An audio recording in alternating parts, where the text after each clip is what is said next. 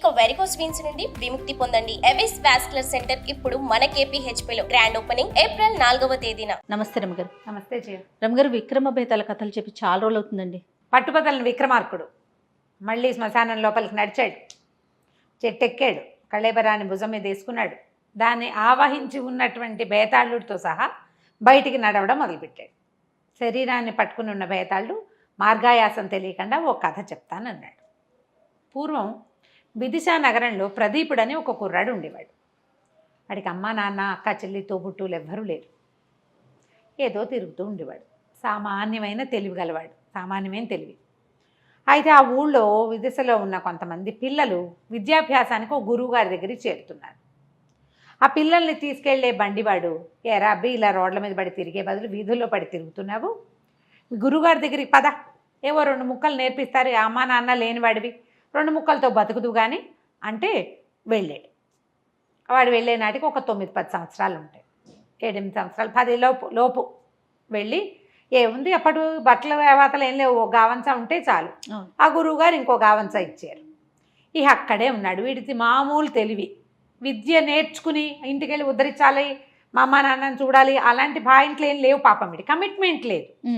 జనరల్గా ఒక పిల్లల్ని పంపేటప్పుడు అమ్మా నాన్న బుద్ధులు చెప్పి పంపిస్తారు, జాగ్రత్తగా చదవాలి, 10 ఏళ్ల లోపల వచ్చేయాలి, నువ్వు వచ్చి అక్కకి పెళ్లి చేయాలి, చెల్లిని ఉద్ధరించాలి, నాన్నకు అదేదో చేయాలి, సంసారాన్ని ఉద్ధరించాలి, వంశానికి పేరు నిలబెట్టాలి, ఎన్ని చెప్తాం, మనమే చెప్తాం. రోజు బళ్ళ పంపించేటప్పుడు ఒక మాటలు చెప్తూ ఉంటాం అలవాటుగా. వీడికి అది చెప్పే వాళ్ళు ఎవరు లేరు. దూకుడుగా చదువుకోవాలని తెలియలా. గురువుగారు కూడా వీడికి తెలివి తక్కువ, వీడికి మీద వాళ్ళ నాన్న వచ్చి అడుగుతాడు, రేపొద్దున బియ్యం పట్టుకొస్తాడు, మినపప్పు పట్టుకొచ్చి అడుగుతాడు, ఇలాంటివి ఏం లేవు కదా. ఉన్న పిల్లలతో పాటు వాడు ఓ ముద్ద తినేవాడు. వాడిని యథాశక్తి పనులకే వాడేవాడు. ఎంత పని చేసేవాడు, ఏదో చెప్పేవాడు, 4 ముక్కలు వచ్చాయి వాడికి. ఒక 19 సంవత్సరాలు 18 సంవత్సరాలు వచ్చి వాడు అటు ఇటుగా అక్కడికి వచ్చి 9-10 ఏళ్ళు అవ్వగానే, అరే నీ చదువు అయిపోయింది, ఇంక వెళ్ళిపోమన్నారు. చదువు డబ్బు వచ్చేంత చదువు రాలే వాడికి. కొంచెం లోకజ్ఞానం తెలిసింది, కాస్త ఏదో లొక్క కాస్త డొక్కసుద్ది ఉంది అంతే. ఊళ్ళోకి వచ్చేసాడు, విదిశలోకి. వస్తే పెద్దగా ఎవ్వరూ ఆదరించే వాళ్ళు లేరు, వెళ్ళడానికి ఒక గూడు కూడా లేదు. వాడు అనుకున్నాడు పక్షులకైనా గూళ్ళు ఉన్నాయి, జంతువులకైనా ఓ గుహలో ఓ బొరియో ఒక కంతో ఎక్కడికో చోట పోతుంది, అది నాకేది ఏమీ లేదు. ఆ ఊళ్ళోనే తిరుగుతూ ఎక్కడైనా భోజనాలు ఉంటే తిని ఏ చెట్టు కిందో పడుకుని అలా కాలక్షేపం చేస్తుండేవాడు. క్రమంగా వీడికి ఏమర్థమైందంటే, మనిషికి జీవితానికి ఏం కావాలంటే ఇల్లు వాకిలి చెట్టు పుట్ట అక్కర్లా, మాట్లాడేందుకు ఒక మనిషి కావాలి, మనసులో మాట చెప్పుకుందుకు, అంతేగా అని తెలిసింది, అర్థమైంది. వాడు ఎవరైనా నలుగురు రచ్చబండ దగ్గర ఎవరైనా నలుగురు కూర్చుని తనీడు వాళ్ళలే కనపడితే వెళ్ళి అక్కడ నుంచునేవాడు. వాళ్ళు ఏమిట్రా నీకు ఇక్కడ పని, మేమేదో మాట్లాడుకుంటుంటే పోవనేవాళ్ళు, మాట్లాడిచ్చేవారు కాదు. ఎవరైనా నలుగురు మాట్లాడుతుంటే కూర్చుని వినేవాడు, మధ్యలో మాట్లాడడానికి వాడికి అవకాశం వచ్చేది కాదు. ఎక్కడికి వెళ్ళినా ఎక్కడన్నా ఏ సభల్లోకో వెళ్తే వినడం తప్పిస్తే మాట్లాడేందుకు అవకాశం లేదు. భోజనశాలకు వెళ్ళినా కూడా వీడేమైనా ఎప్పుడైనా ఒకసారైనా పావలా ఇచ్చేవాడు కాదు కదా. అవును, మిగిలిన అన్నం తినేవాడు. వాళ్ళు ఏం మాట్లాడతారు, వీడికి చదువు లేదు, ఉద్యోగం లేదు, సద్యోగం లేదు. ఉచిత భోజనశాలలు కూడా ఉండేవి, వాళ్ళతోటి మాట్లాడడానికి కూడా వీడికి అంత చొరబడి మాట్లాడటం రాదు, కానీ మాట్లాడుతుంటే వినాలని ఉండేది. క్రమంగా వాడికి జీవితం విరక్తి పెట్టిపోయింది. ఎవ్వరూ మాట్లాడేందుకు దిక్కులేని వెధవ బతుకెందుకు, అనవసరం కదా అనిపించేసింది. ఎన్ని ఊళ్ళో తిరిగాడు, ఎక్కడా వాడిని ఏట్రా అబ్బాయి నీ సంగతి నువ్వే అలా అడిగిన వాళ్ళు ఎవరు ప్రపంచంలో ఎవడి గోల వాడిది. నీతో నాకేమైనా పని ఉంటే మాట్లాడతా, లేకపోతే ఎందుకు మాట్లాడతా, దారిపోయే వాడిని పిలిచి మాట్లాడం కదా. ఇలా జరిగిపోతుంటే వాడికి ఏమనిపించిందంటే, ఒకనాడు వెధవ బతుకెందుకు, చచ్చిపోదాం. ఓల్డ్ మార్గాలు ఆలోచించాడు, ఎట్ట చచ్చిపోవాలి. ఇప్పుడు ఏ చెట్టుకో ఊరి పోసుకుంటే ఊళ్ళో వాళ్ళు చూసి ఆ పూట ఊళ్ళో అందరికీ తిండి లభించకుండా అనాథ శవం, దాన్ని ఎవరు తగలేయాలి, రకరకాల ప్రశ్నలు ఆలోచించాడు. వీళ్ళందరికీ ఇబ్బంది కూడా పెట్టకూడదు మనం. ఈ రచ్చబండ దగ్గర చెట్లు బాగుంటాయి, అక్కడ చెట్టు మీద ఊరేసుకుంటే ఎవరు అక్కడ కూర్చోకుండా అయిపోతారు, ఇక్కడ కూడా వద్దనుకున్నాడు. ఆలోచించి ఏమనుకున్నాడు, చెరులో పడిపోదాం, కాలువ కొట్టుకుపోతుంది శరీరం, ఏ జలచరాలు తింటాయి పోని అనుకొని వాడికి నడుపుకు ఒక గావంచ ఉంది. ఇవి ఫంక్షన్లు అప్పుడు బట్టలు పంచుతారు, అట్లా ఒక గంచ ఓ ఉత్తరీయం ఒక లభించినాయి వాడికి. ఏమనుకున్నాడు, దాన్ని చేతులు కట్టేసుకుని నదిలో దిగుదాం. కాళ్ళు చేతులు కట్టేసి ఉంటాయి కాబట్టి కొంచెం లోపలికి వెళ్ళిన కొందికి ఏదో ఇట్లా ఇట్లా అంటాడు. మామూలుగా మనం మామూలు వాళ్ళని నీళ్ళలో పడేస్తే వాడు యథాశక్తి ప్రయత్నం చేస్తాడు బతకడానికి. వీడికి కొంచెం ఈతొచ్చు. గురుగారి దగ్గర ఉన్నప్పుడు సెలయేళ్ళ దగ్గర అక్కడ తిరిగిన అనుభవం ఉంది వాడికి. కొట్టుకుని పైకి వచ్చేస్తానేమో. గురుగారి దగ్గర ఉన్న చదువులో వాడికి ఏమర్థమైంది, ప్రాణి చావడానికి ఎప్పుడూ ఇష్టపడదు. పీక నుండి వేస్తుంటే తోసేయడానికి ట్రై చేస్తాడు. చచ్చిపోదామనుకున్న వాడు కూడా తోసేస్తాడు. కాళ్ళు కొట్టుకుంటే శరీరం ఒప్పుకోదు, చావుకి రెడీ అవ్వదు.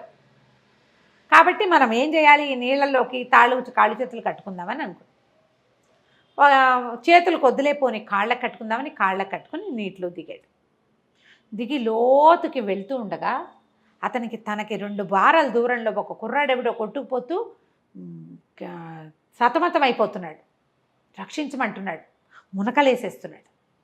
దాంతో వీడికి అయ్యో వాడెవడో, నేను కావాలని చచ్చిపోతున్నా, వీడెవడో ఒట్టిగా ఇదిగా కొట్టుకుపోతున్నాడు, వాడెక్కడో పైనుంచి కొట్టుకొస్తున్నట్టుగా ఉన్నాడు. వీడు ఆగ మేఘాల మీద అవి కాలికి చేతులు కట్టుకోలే, ఇంకా కాళ్ళకి కట్టుకున్నాడు. ఆ కాలుది ఎట్లా కొట్లా తొక్కి తొక్కి తొక్కి దాన్ని ఊడ తీసుకుని ఆ పరిగెడుతున్న ఆ నీళ్ళలో కొట్టుకుపోతున్న వాడి వెనకాల పడ్డాడు.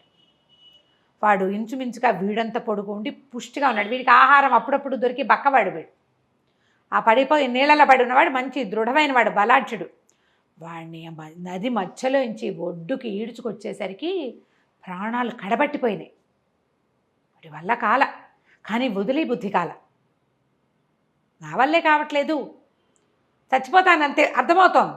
వీడిని వదిలేస్తే వాడు పోతాడు, నేను పోతా. కానీ వాడు ప్రాణాల కోసం కొట్టుకుంటున్నాడని అర్థమయ్యారు రెండో వాడు. వాడిని ఈడ్చుకొచ్చేసాడు. ఈ నది వెంబడి కొంతమంది పరిగెత్తుకుంటూ వస్తున్నారు, సైనికులు లాంటి వాళ్ళు. చిన్నబాబు అని అరుస్తూ.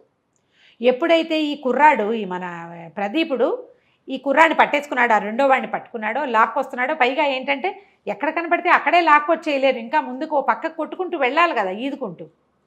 అక్కడ దాకా వాళ్ళంతా పరిగెత్తుకొచ్చారు. ఇతను ఒడ్డు మీదకి వచ్చి వాడిని అక్కడ బారేసి ఇట్లా చొప్పకట్టలా పడిపోయేసరికల్లా వాళ్ళు చిన్నబాబు అని తీసుకొచ్చిన వాడిని వదిలిపెట్టేశారు. ఆ కుర్రాన్ని పట్టుకున్నారు వాళ్ళు. నీళ్లు కక్కిచ్చారు. ఊపిరాడుతోందో లేదో చూస్తున్నారు. ఎవరు వైద్యుని కేకేసుకొస్తానని ఇద్దరు పరిగెత్తారు. ఇతను మెల్లిగా ఈ ప్రదీపుడు కాస్త ఓపిక వచ్చాక నిదానంగా లేచి బయలుదేరి వెళ్ళాడు అక్కడి నుంచి. లెక్క ప్రకారం ఏమిటి, అతను చచ్చిపోవాలి, ప్లాన్ అది కదా.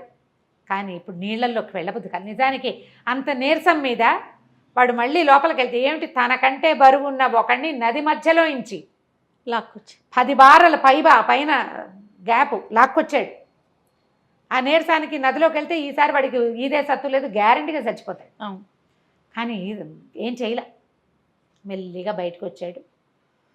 కాళ్ళు ఈడ్చుకుంటూ పోయి చెట్టు కింద పడుకున్నాడు. కాస్త ఓపుకొచ్చాక సాయంకాలం అయింది. ఆ దూరంగా ఒక దేవళం ఉంది, దాంట్లో సాయంకాలం గంటలు కొట్టాక ప్రసాదం పెడతారు. వీడు ప్రసాదం కోసం కాళ్ళు ఈడ్చుకుంటూ పోయి ఆ గుళ్ళో బయట కూర్చున్నప్పుడు అతను కనపడ్డారు చాలామంది. సంపన్న గృహస్థు ఒక ఆయన, నేను భార్య, ఒక 14 ఏళ్ల పిల్లవుతి, ఒక 10 ఏళ్ల పిల్లవుతి, ఇంకో 3 ఏళ్ల వాళ్ళు, 5 ఏళ్ల వాళ్ళు, వీళ్ళు కాకుండా పనివాళ్ళు, బుట్టలతోటి పలహారాలు, ప్రసాదం బాగా దొరుకుతుంది, పళ్ళు గిళ్ళు పువ్వులు తెస్తున్నారు. అంతా లోపలికి వెళ్ళారు సందడిగా. వాళ్ళకేసి చూస్తున్నాడు. నాకు ఇలా కుటుంబం లేదే, ఇది వరకు వాడికి చాలా అనిపించేది. ఇప్పుడు వాళ్ళకేసే అలా చూస్తూ ఉండిపోయాడు. వాళ్ళు లోపలికి వెళ్ళారు. లోపల పూజ చేయించారు. పూజ చేయించి మన అర్చకుడు ఉంటాడు కదా, అర్చకుడితో చెప్పాడు, ఇవాళ భగవంతుడి దయ వల్ల మా చిన్నబాబు రక్షించబడ్డాడు. లేకపోతే ఇంకా కాసేపు ప్రవాహం సముద్రం వైపు గనక వెళ్ళిపోయి ఉంటే పిల్లాడు కూడా దొరికేవాడు కాదు. ప్రాణాలు కడపట్టినాయి కానీ ప్రాణాలతోటే దొరికాడు. ఎవడో మహానుభావుడు పిల్లవాడిని సేవ్ చేశాడు. అందుకని ఈ రోజున అబ్బాయి పుట్టినరోజుగా భావించి వాడు బతికొచ్చాడు కాబట్టి ఇదంతా భోగం చేయిస్తున్నాము అని ఎన్నో లడ్లు, ఎన్నో స్వీట్లు, ఎన్ని రకాలో దేవాలయానికి 1 ఎకరం పొలం రాసిస్తున్నానని చెప్పాడు తండ్రి. ఇంతలో పని వాళ్ళు బయటికి లోపలికి తిరిగి ఒక కుర్రాడు ఒకడు పరిగెత్తుకొచ్చి పొద్దున్న చిన్నబాబుని రక్షించినలా ఒక అతను కనపడ్డాడు కదా, అలాంటి వాడే ఒకడు వాకిట్లో కూర్చుని ఉన్నాడు. సేమ్ అలాగే పోలికలో కనబడుతున్నాడు. అతను అవునో కాదో తెలియదు. ఆ పెద్ద ఆయన భార్య గబగబా బయటికి వచ్చారు. బాబు ఎవరినైనా నువ్వు పేరేమిటి, నువ్వు ఎక్కడ చదువుకున్నావు, ఎవరి పిల్లవాడివి అని అడిగారు. ఎవరు లేరండి, నేను ఫలానా గురుగారి దగ్గర చదువుకున్నా, నా పేరు ప్రదీపుడు, మాది విదిశానగరం, అంటే చెప్పాడు. బాబు నువ్వు పొద్దున్న ఎవరినైనా రక్షించావంటే అవునండి, నదిలో పిల్లవాడు ఒక కుర్రాడు పడిపోతే నేను పట్టుకున్నాను, కానీ ఆయన వచ్చి కాళ్ళు పట్టుకున్నాడు. ఆయన ఏమగన్నదో నీ వల్ల మా పిల్లవాడు బతికాడు, 25 ఏళ్ళు చేతికి అందొచ్చిన కొడుకు నదిలో గుర్రమించి నదిలో పడిపోయాడు. అతనికి ఈద రాదు. వాళ్ళు వెంటనే గబగబా లడ్డూలు ప్రసాదాలు అన్నీ పెట్టి ఇక ప్రదీపుని తీసుకెళ్ళిపోయాడు. ఇంటికి తీసుకెళ్ళి మా అబ్బాయి చాలా ఏడ్చేస్తున్నాడు మధ్యాహ్నం నుంచి, నన్ను బతికిచ్చి వాడు ఎవడో చచ్చిపోయాడేమోనని భయపడుతున్నాడు, నువ్వేమయ్యావో మా పాలేళ్ళేమో పని వాళ్ళు చూడలేదు సైనికులు. మధ్యాహ్నం నుంచి మా అబ్బాయి అన్నం కూడా తింటలేదు, ఏదో కాస్త ద్రవం పుచ్చుకున్నాడు. నన్ను రక్షించిన వాడు బతుకున్నాడో లేదో కనుక్కోండి, లేకపోతే వాడి బతుకు నేను బతకాల్సి వస్తుందని ఏడుస్తున్నాడు అని తీసుకుపోయారు. ఆ అబ్బాయి కావలిచ్చుకున్నాడు, నీ వల్ల నేను బతుకున్నాను అని చెప్పి మాతోటే ఉండు అని ఉంచుకున్నారు.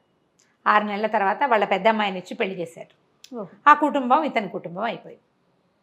ఈ కథ చెప్పాడు భేతాళుడు.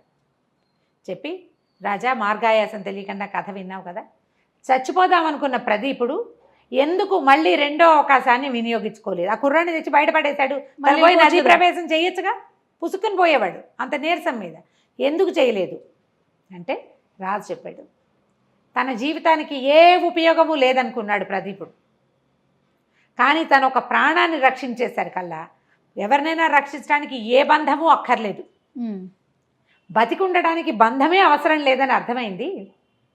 బతుక్కి బంధం ఎందుకు, మనం కల్పించుకుంటాం. ఇప్పుడు వాడెవడని వాళ్ళ అమ్మగన్న కొడుకుని వీడు ఎట్లా రక్షించాడు, తల్లి ఎట్లా ప్రాణం పోసిందో ఇతను అట్లా ప్రాణం పోసాడు కదా, నేను ఇది చేయగలను, ఈ ప్రాణమే గొప్పది అని భావించి ఇక చచ్చిపోకూడదు అని నిర్ణయించుకున్నాడు. అతనికి ఎప్పుడైతే బతుకు మీద తీపి వచ్చిందో అతనికి బతుకు దగ్గరకు వచ్చింది. ఆ తర్వాత జమీందారులో లోపల పెద్ద ఉద్యోగంలోనే చక్కగా ఇంటల్లుడుగా హాయిగా స్థిరపడి ఉంటాడు అని చెప్పాడు. ఎప్పుడైతే మౌనభంగం అయిందో భేతాళుడు రైమని ఎగిరిపోయాడు, నువ్వు మౌనభంగం చేసావు కాబట్టి మళ్ళీ కలుద్దామని చెప్పేసి వెళ్ళిపోయాడు. కథ కంచికి మనం ఇంటికి. నమస్తే రమ్మగారు. నమస్తే జయ.